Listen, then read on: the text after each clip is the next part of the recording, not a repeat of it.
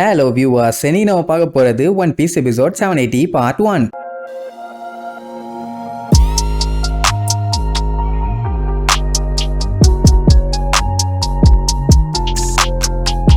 Open பண்ணா போன பாட்டுல நம்ம லூஃபி சமைக்கிறேன்னு சொல்லி எல்லா சாப்பாடையுமே நல்லா சூப்பரா வேஸ்ட் பண்ணிட்டான். அட ஒரு நாள் 2 நாள் சாப்பாடுனா பரவாயில்ல, ஒரு வாரத்துக்கு தேவையான சாப்பாடு மொத்தத்தையும் எடுத்து வேஸ்ட் பண்ணிருக்கான். இவங்க போறது ஹோல் கேக் ஐலாண்டுக்கு. அப்படி இருக்கும்போது அங்க மேபி சண்டை வந்தாலும் வரலாம், அதனால ஒழுங்கா சாப்பிட்டுட்டு உருப்படியா போயிருக்கணும். இப்ப எல்லாமே வீணா போன உடனே சாப்பாட்டு பஞ்சத்துல எதை திங்கிறதுன்னு தெரியாம கீழே கொட்டி கிடக்கிற பழசெல்லாம் திங்கிற அளவுக்கு போயிருவாங்க. பசி தாங்க முடியல. பசிய தாங்குற மத்தவங்களுக்கே இப்படி இருக்குதுன்னா லூஃபிய பத்தி சொல்லவா வேணும்? அப்படியே மூஞ்சி கண்ணு எல்லாம் சுருங்கி பய கோர பசியில இருக்கான். அதனால சாப்பரையே தின்னுலான்னு முடிவு பண்ணி அவனை தூக்கி வச்சு கடின்னு கடிச்சுட்டு கிடப்பான். அவனை காப்பாத்துறதுக்குள்ள படாத பாடுபட்டு அதுக்கப்புறம் நம்ம லூஃபிய போட்டு பொலன்னு பொலந்து கட்டி யாராலையும் சுத்தமா முடியல. தேவையா நம்ம பையன் அட்டவழியா இப்படித்தான் பண்ணுவான்னு தெரியுமில்ல, எதுக்கு இந்த நமி இப்படி பண்ணான்னு தெரியல. இப்பதான் இவங்களுக்கு சஞ்சியோட அருமை பெருமை எல்லாம் புரியுது. இப்ப இந்த பஞ்சாயத்துல இருந்து தப்பிக்க ஒரே வழி, ஏதாச்சும் ஒரு ஐலாண்ட்ல போய் அங்க சாப்பாடை கண்டுபிடிச்சு சாப்பிட்டாகணும். அப்படி பெட்ரோ தேடும் போதுதான் ஒரு ஐலாண்ட கண்டுபிடிச்சிருவான். சோ எப்படி ஒரு ஐலாண்ட் இருக்குன்னு தெரிஞ்ச உடனே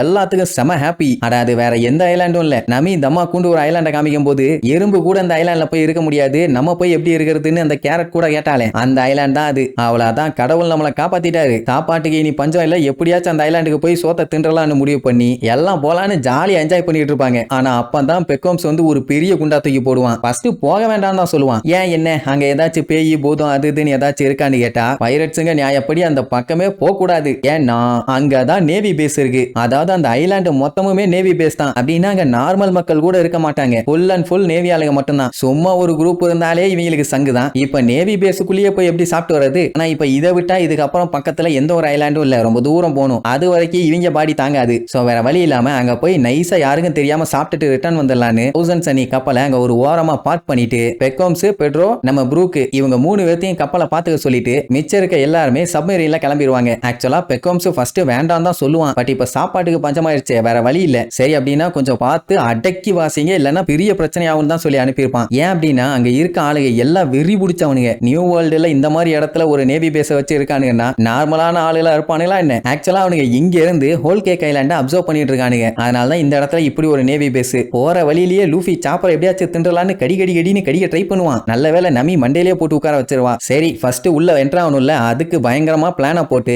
அந்த பிளானை தான் எக்ஸிக்யூட் பண்ண போறாங்க. அந்த ஐலாண்ட்ல காட்டுறாங்க நேவி ஆளுகள்லாம் நைட்டு கூட அங்க ரோந்து பயங்கரமா போயிட்டு இருக்காங்க. இடையில இப்படி ஒரு ஆளுங்க உள்ள வந்திருக்காங்கன்னு தெரிஞ்சது, அவ்வளவுதான் டன் டனகனகாதான். கரெக்டா அந்த டைம்னு பார்த்து ஒரு நேவி கப்பல் அங்க உள்ள வரும். இந்த இருக்கானே வெட்டுப்பட்ட மீச, இவன் தான் வைஸ் அட்மிரல் ப்ரோடி. இவன் தான் இந்த பேஸ்ல ரொம்ப முக்கியமான ஆளு. இப்படி அந்த நேவி கப்பல் வந்துட்டு இருக்கும் போதே திடீர்னு உள்ளுக்குள்ள இருக்க நேவி ஆளுகள் எல்லாம் கண்ட மீனிங்க சுட்டுட்டு இருப்பானுங்க. பட்டால் வெடிச்சு தெரிக்கும். அந்த வைஸ் அட்மிரல் ப்ரோடி பார்த்துட்டு அப்படியே வாய பழந்துருவான். ஏன்னா நேவி கப்பலுக்குள்ள அட்டாக் நடக்குதுன்னா ஏதாச்சும் பைரட்ஸ் வந்துட்டாங்கன்னு தான் அர்த்தம். ஐயோ என்னாச்சோ ஏதாச்சும் ஒரே பதட்டம். ஆனா அது நம்மளாலே கிடையாது. ஆல் ஹண்ட் கிரவுண்ட்னு சொல்லி ஒரு மெரைன் கேப்டன், அவன் ஆளு எல்லாத்தையுமே செக் பண்றேன்னு சொல்லி கண்ட மீனிங்க எல்லாத்தையும் அடிச்சு தெரிய விட்டுட்டு இருப்பான். எவனாலையுமே அவனை தடுக்க முடியல. என்னடா இப்படி எல்லாம் வெத்து வேட்டா இருக்கீங்கன்னு சொல்லி தான் அடிப்பான். இத்தனைக்கு அவனுக்கு வயசு 17 தான் ஆகுது, அந்த அடி அடிப்பான். இப்படி எல்லாத்தையும் கடுப்பேத்தி விட்டவனே அத்தனை பேரும் மொத்தமா அட்டாக் பண்ண வருவாங்க. ஆனா அவன் கையில ஏதோ ஒரு டிவைஸ் ஒன்னு போட்டிருப்பான். அதை ஆன் பண்ணி விட்டுட்டு கரெக்டா அவங்க அட்டாக் பண்ண வரும்போது ஓங்கி தரையில ஒரு குத்து, ஐ மீன் கப்பல்ல ஒரு குத்து. கப்பல்ல இருந்து அத்தனை பேரும் தெரிச்சிருவாங்க. சொல்ல போனா கப்பலே தெரிச்சிரும். அவன் நேரா ப்ரோடி கிட்ட போய்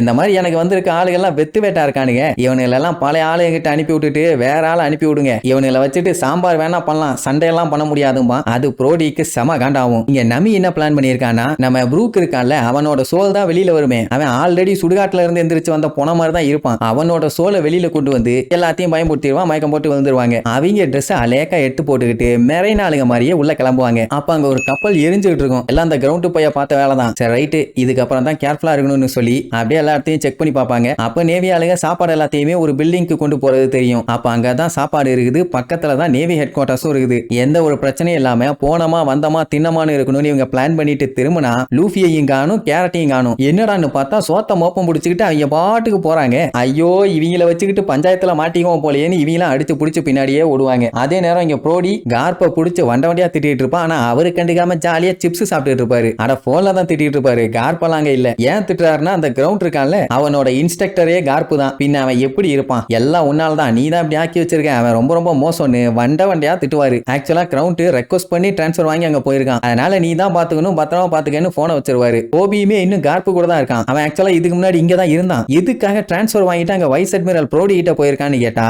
கார்ப்பே இழிப்பாரு. அப்படின்னா வேற ஏதோ பிளான் பண்ணி தான் அவங்க பண்ணிட்டு இருக்காங்க. இங்க கிரவுண்ட் கிட்ட எவ்வளவோ ஏரியா இருக்கும்போது என்ன வெங்காயத்துக்கு டிரான்ஸ்ஃபர் வாங்கிட்டு இங்க வந்தான்னு கேட்டா அவனோட டார்கெட் பிக் மேம் இங்க தான் இருக்கா, அவளை காலி பண்ணும், அவ்வளவுதான். சொல்ல போனா பயலுக்கு வெறும் 17 வயசு தான். ஆனா அதுக்குள்ளேயே நாவல் கேப்டனா மாறிட்டான். உடனே ப்ரோடி வண்டியா திட்டிட்டு இருப்பாரு, ஹெட் குவார்டர்ஸ்ல இருக்கவங்களுக்கு எல்லாம் அறிவு இருக்கா இல்லையான்னு. 17 வயசு பையனை எவனாச்சும் கேப்டனா போடுவானா? அண்ட் அது மட்டும் இல்லாம இவன் அவகிஜியோட யூனிட்ல இருந்தவன். இதே பேக்ரவுண்டோட இன்னும் 2 சோல்ஜர்ஸ் இங்க இருக்கானுங்க. ஏன் இந்த அவகிஜி நல்ல ஆளுகளையே விட்டுட்டு போக மாட்டேங்கிறான் அப்படி இப்படின்னு அவகிஜி வேலையை விட்டு போனது அவன் ஒண்ணுத்துக்கு ஆக மாட்டான்னு வாய்க்கு வந்தபடி எல்லாம் ப்ரோடி பேசுவாரா? அது கிரவுண்டுக்கு கடுப்பாயிரும். ஏன்னா அவரோட யூனிட்ல இருந்தவன். அவரை பத்தி தப்பு தப்பா பேசினா கோபம் வரத்தானே செய்யும். நல்லவேளை கூட 2 பேர் இருந்தவன அமைக்க பிடிச்சானுங்க. இல்லன்னா அந்த ஆளு மீசையை பிச்சிருப்பான். நல்லவேளை அவரு கடுப்பாகல. இந்த மாதிரி எல்லாம் இங்க ஆட்டம் போட்டுட்டு இருக்க கூடாது, உனக்கு வேலையை நான் சீக்கிரமா சொல்றேன், அதனால போய் ரெஸ்ட் எடு ஓடு அப்படின்னு பத்தி விட்டுருவாரு. இங்க நாக்க தொங்க போட்டுக்கிட்டு வாயில எச்ச ஒழுக்க இவங்க 2 பேரும் அவங்க பாட்டுக்கு ஒரு பில்டிங்கை நோக்கி கண்ணை மூடிட்டு போயிட்டு இருக்காங்க. அங்க சுத்தி ஃபுல்லா நேவி ஆளுங்க. இப்படி இவங்க உள்ள போய் மாட்டினாங்கன்னா டண்டன் டனகனகாதான். ஐயோ ஏதாச்சும் பஞ்சாயத்து ஆயிடக்கூடாதுன்னு சொல்லிட்டு இருக்கிறதுக்குள்ளேயே அவங்க உள்ளேயும் போயிருவாங்க. அப்ப உள்ளுக்குள்ள பார்த்தா சாப்பாடு சும்மா தட்ட புட்டலா போயிட்டு இருக்கும். எல்லாம் நல்லா சாப்பிட்டு இருப்பாங்க. அதே பில்டிங்ல தான் இந்த கிரவுண்டும் இருக்கான். அந்த கோட்டு போட்ட குரங்கு பயிலுக்கு இவனுங்க அட்வைஸ் பண்ணிட்டு தான் போவானுங்க. அதாவது வேலை அசைன் பண்ற வரைக்கும் எந்த ஒரு பஞ்சாயத்தும் பண்ணாம ஒழுக்கமா இரு, இல்லன்னா துவச்சு போடுவோன்னு சொல்லிட்டு போவானுங்க. அங்க இருக்க அத்தனை பேருமே இவனை பார்த்தவன பயங்கரமா கடுப்பாவானுங்க. அட வர்றவனுங்க வேற யாரும் இல்ல, கப்பல்ல வச்சு எல்லாத்தையும் போலன்னு பொழந்து கட்டினால அவனுங்க தான். நாங்க வேண்டானா என்ன மைத்துக்கடா இந்த மாதிரி எல்லாம் பண்ற, நீயே ஒரு பொடி பைய அப்படி இப்படின்னு வண்டியா திட்டுவானுங்க. அவன் பாட்டுக்கு கண்டுக்காம போவான். அப்ப ஒருத்தன் அடிய வருவான், ஒரே அடி திருச்சிருவான். அதை பார்த்தவன மத்தவனுங்க எல்லாம் அட்டாக் பண்ண ரெடி ஆவானுங்க. ஆனா அப்போன்னு பார்த்து பின்னாடி ஒரு பெரிய உருவம் வந்து நிற்கும். எல்லாருமே மிரண்டுருவானுங்க. வந்தவனும் என்னப்பா உனக்கு சண்டை வேணுமா,